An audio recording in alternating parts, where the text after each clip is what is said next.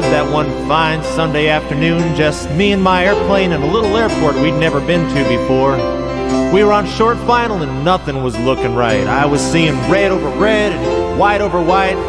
I couldn't seem to remember how that saying went anyway, but I was staring straight down at the runway, and all I could think of was I was setting myself up to ungraciously dismantle this perfectly good little airplane, and then off in the distance I heard a voice, and I think it was that of my flight instructor saying, "You can always go around.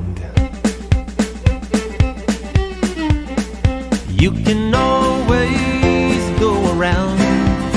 If it don't look right coming down, don't wait until you're sideways, maybe sliding on the ground. You can always go around."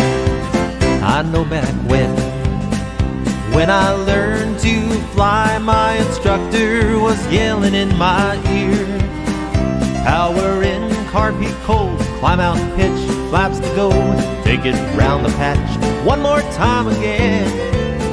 But I know now he was showing me that just because the nose is pointing down, if it doesn't look right, give it one more try. You can always go around.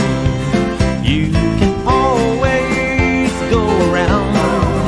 If it don't look right coming down, don't wait until you're sideways, maybe sliding upside down. You can always